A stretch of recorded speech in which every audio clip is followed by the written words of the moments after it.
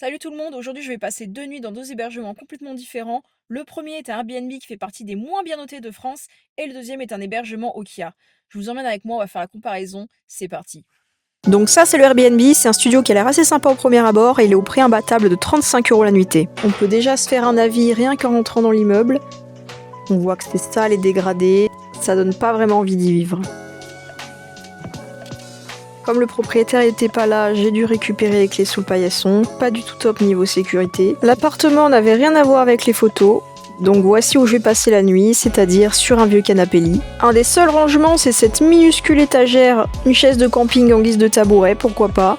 On a une kitchenette très sommaire avec quasiment aucun ustensile. Ah si, j'ai trouvé une casserole, quelques couverts et un superbe égouttoir.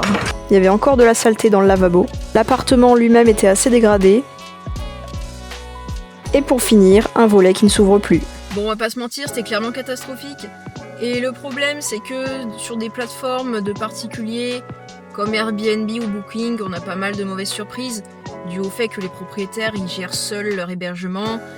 Ils délaissent souvent la satisfaction client avec un niveau de confort et de service proche de zéro. Ils font pas attention à des petits détails super importants. Bon bah maintenant je vous emmène dans un hébergement Okia, on va comparer les deux et c'est parti. On arrive dans une maison super tranquille dans un beau quartier. Cet hébergement bénéficie de l'arrivée autonome avec un code à usage unique. Là, clairement, on n'est pas sur le même niveau.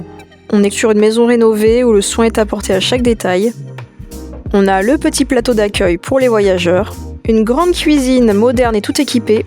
Vous n'avez quasiment rien à prévoir, tous les équipements de première nécessité sont là. Et des petites surprises dans le frigo. Le jardin pour se détendre. Et bien sûr, la clim. Là, on arrive sur 3 chambres, avec chacune la clim, de grands espaces de rangement et du linge de toilette fourni.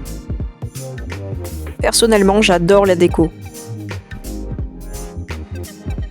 Une salle de bain moderne avec du savon comme à l'hôtel. Il y a même un lave-linge. Et enfin, on n'oublie pas le garage pour stationner en toute tranquillité.